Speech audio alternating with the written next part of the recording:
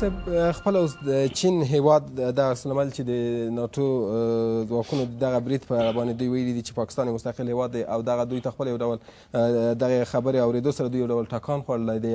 د چین لیوالتیا تاسو څه ډول بولئ او اوس د چین دغه نږدېوالی پاکستان ته دا د څه لپاره بولئ؟ اصلا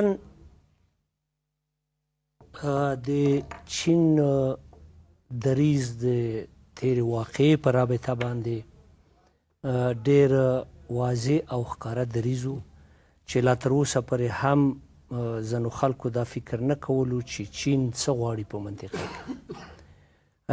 د چین د دې دریځ په واسطه ثابته شوله چې چین نه یوازې دا چې د افغانستان په 10 کلنه جګړه کې د جنگ د تشدد او د دوام دپاره مرستې کړي دي، مالی مرستې کړي دي، بلکې د افغانستان په افغانستان کې د لاسوهنې د ډېرو زیاتو لارو چارو نه لاس اخیستی دی. د چین د دې دریځ په واسطه دا معلومه شوله. چین اصلا دغه دریځ چې چین درلودلو د دې معنا دا ده چې په افغانستان کې جنگ روان دی، منګ یې تاییدوو. د دې معنا دا ده چې دلته ملي حاکمیت افغانستان مورد بحث نه دی، دلته استقلال سیاسي چین ته کوم اهمیت نه لري. اما دا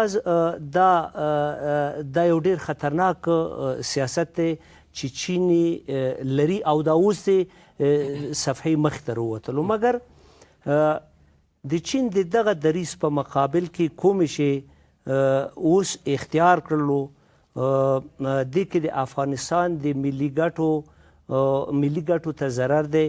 په دې کې د افغانستان سیاسي استقلال او ملي حاکمیت مستقیما تر تهدید لاندې نیول کیږي، ځکه دلته د افغانستان قواوې د پاکستان د قواو د خوا نه تهدید شوي وي، نه دا چې د افغانستان قواو د پاکستان په قواو باندې تعرض کړی و.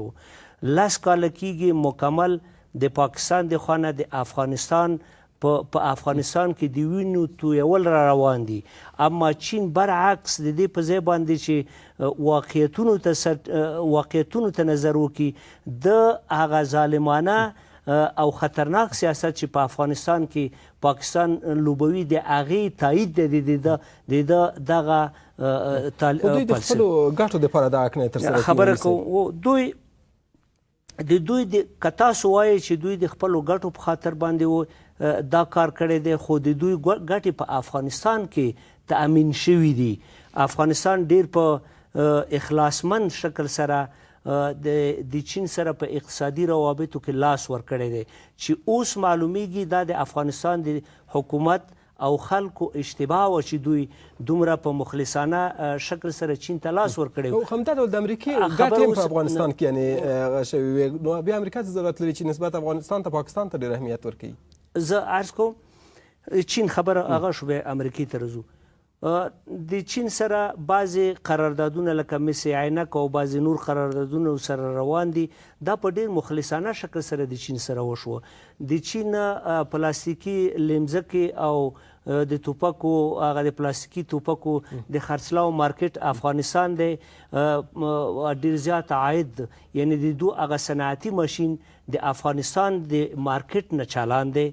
اوس د چین د دې پالیسۍ په مقابل کې باید د افغانستان خلک او ولس څه وکړي؟ اول هغه قراردادونه چې د چین سره شوي دي د دوی د دغه تعرض په اساس باید هغه بیرته تر نوي غور او دقت لاندې غور لاندې وشي. په دې باندې غور باید وشي. یو افغان حکومت. دویم د آینده دپاره کومې اقتصادي ګټې چې چین په افغانستان کې لري، د هغې په مقابل کې باید د افغانستان پالیسي داسې وي لکه چین چې د افغانستان د پالیسیو په مقابل کې غلطه پالیسي اختیار کړې. یعنې د چین ګټې باید په افغانستان کې تأمین نشي. شعوراً باید د افغانستان حکومت دې خبرې ته متوجه اوسیږي. د بلې خوا نه تاسو که ګورئ چینایي ډیپلوماتان او چینایي کارمندان داسې په افغانستان کې ګرځي لکه دا چې دوی خپل کور وي، او د افغانستان خلک هم د دوستانو په سترګه ورته کتل. مګر د چین دریځ دا ثابته کړ چې دی د لستونې مار دی.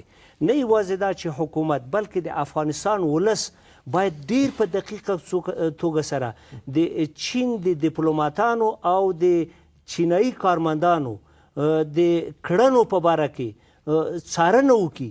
کیدای شي دوی په دغه دوستانه فضا کې د افغانستان ډیر مهم مسایل کشف کړي وي او د مخالفینو ته په لاس کې ورکړي وي. او ډیره مننه کوم صاحب.